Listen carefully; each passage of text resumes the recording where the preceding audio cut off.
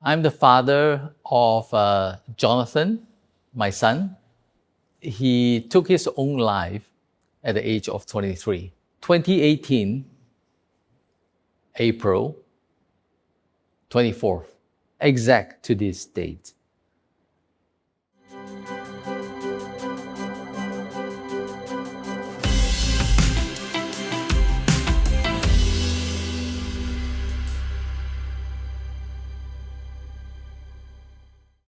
Why didn't you see it coming?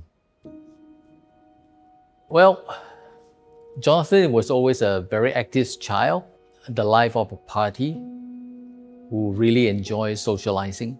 So he had many friends. He also had a way to organize, among his brothers. They like to do online gaming together. And he was always the leader. Even the eldest brother would have to, listen to him. Well, he's always the rebellious one. So yeah, that was also something that I couldn't believe. That day itself actually was a normal day. As usual, we had breakfast in the morning, me and my wife together with him. He handed me a name card saying that he's been seeing this physiotherapist. He also knew that I have some muscular pain and wanted to give me the card and say that, hey, Pa, maybe you should call this person and see, if this person can help you as well. We drop him off at the MRT. Normally I would say, I love you, son. And then he would say the same thing. Then I got a call from a lady who identified herself as an investigation officer and IO from the police. She said that it is about your son, Jonathan. When she mentioned John, something popped in me. So I was panicking in the car. I keep missing, a critical turn. So a 40-minute drive turned out to be more than an hour.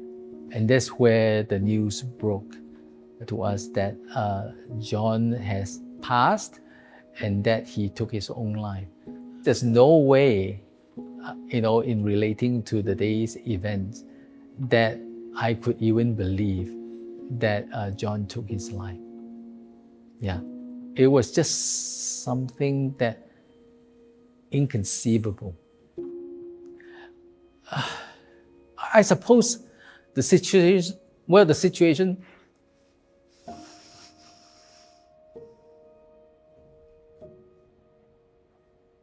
it's okay.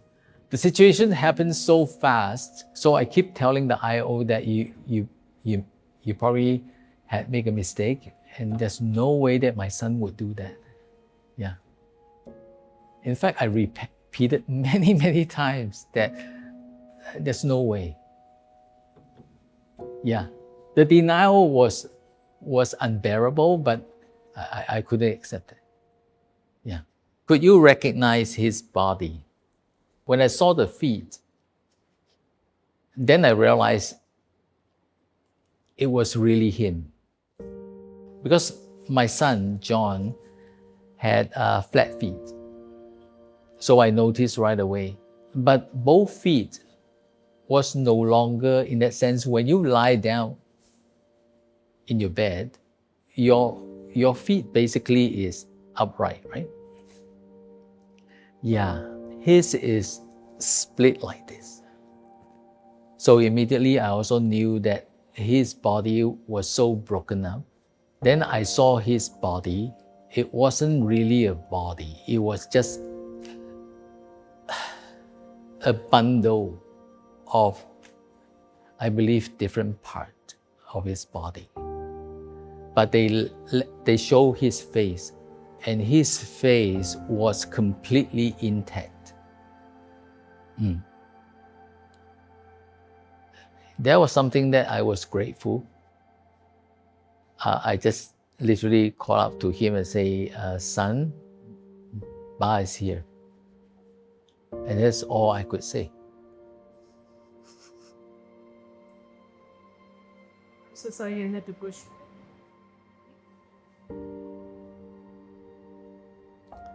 Well, I'm sorry too. I was supposed to work out all the details, how long the wait is going to be, how the funeral is going to be, even right down to choosing the casket. I also kind of lost it already, right? Because the day before, we are talking about his future, talking about how he will continue to finish his degree, his job and everything. And then, when we're at the mortuary, we're talking about how to prepare his death. Talk about the responsibility, right?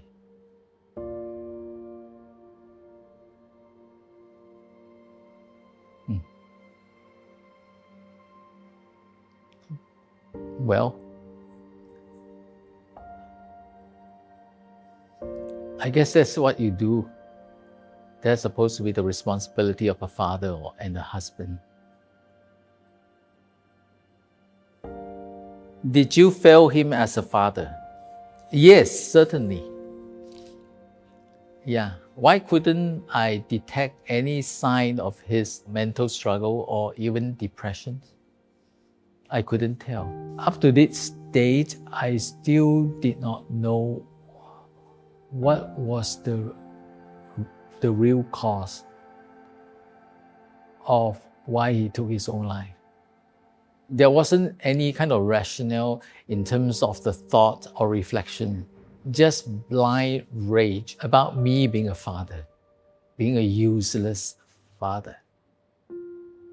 I remember that, during the wake, the funeral itself, it was an open casket that everybody could see. We want to be very honest with them that even we ourselves did not know. So obviously, that also invited a lot of, questions or unwanted questions. But it also gave us the courage to really not to beat around the bush, to make sure that we took a stand on that for the sake of the family and also for the sake of my son. Even though, outwardly I was doing fine. When I was alone, like, going to bed, I was spiraling. Yeah, to the point that I just felt that the darkness was just killing me. Yeah, I could almost see myself on edge, right? On the one side, I would survive. On the other side, I just let go.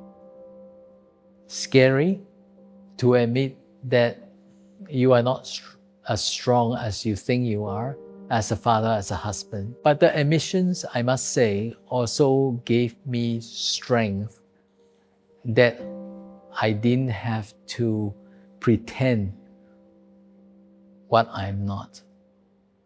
After that, we have a very, very good family meeting. What I said is that I felt that being a father and being a husband, I didn't fulfill my responsibility of either of this role.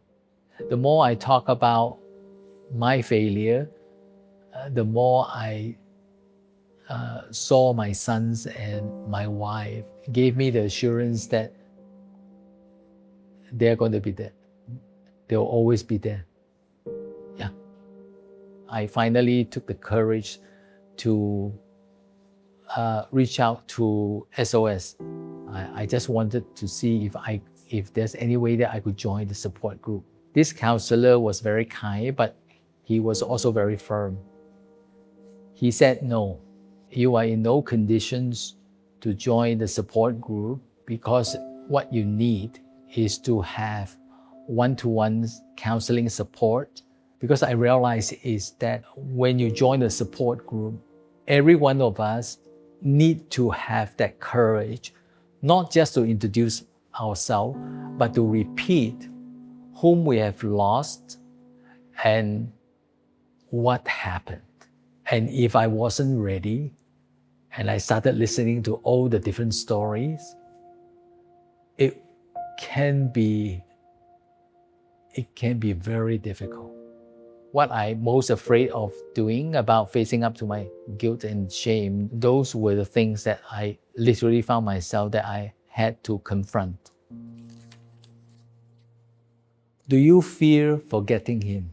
It's a very common question that we ask ourselves. Yeah, because over time, memories fade, right? What are like your favorite memories that you like to revisit? His defiance, his laughter. There used to be a time that because they enjoy the gaming so much, I would always get very angry and then, went out to the living room and say that, hey guys, do you know what time it is? Now, my sons, still do that. But that noise is no longer there. So all of a sudden, I miss that. After 8 years, I guess in many sense, I still remember my son fondly, and I still cherish and treasure all the memories I had, with him and for him. As we're moving on with our life, I don't think we're leaving him alone. We're moving on because, all my sons are growing up. They're going to have their own life. But it doesn't diminish our memory of John. Just that it evolved to the next phase of our life. He is still very much our son. And I speak it in the present tense. Whenever we talk about certain things that we are doing together, and all of a sudden it will jog our memory about what John used to do, we talk about him freely. That means that we include his memory in our daily conversation. And that gives us strength. During the time that when I was spiraling, I actually couldn't see any light. I needed to do something that is purposeful and meaningful for me to at least try. I transitioned from a survivor to now a facilitator so that I can help other parents who are in the same shoes as me. Oftentimes we assume that loving, just because you love them so much, you thought that you will also know them inside out. That is false.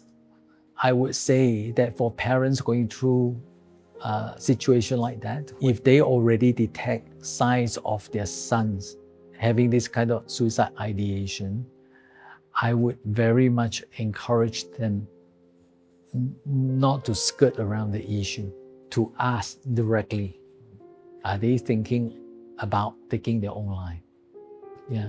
People may say that, wow, is this even the questions that you can ask? Because if you ask, wouldn't that induce, to make the intention clear? No, on the contrary, is that maybe that's exactly what they need. They needed people to talk to them.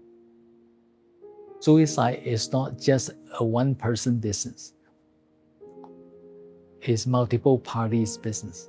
If I look at myself, that statement about never mind, they will move on, is just a fantasy, unfortunately. Look at me. Have I moved on? Moving on is not a simple case that everything will be honky-dory and then will be all peaceful and we will forget about, our loved one. No one is able to move on and forget about everything. There will be a time that we're going to come to the end of our own life. I just want to believe that when that time comes, the opportunity to be able to reunite with John will be there. Yeah. If I saw him again, what would be the first thing I would say to him? I'm going to repeat that short phrase that when I saw him lying in the morgue, I would say, "Hey, son, Ba is here. I'm so glad that we can be together again."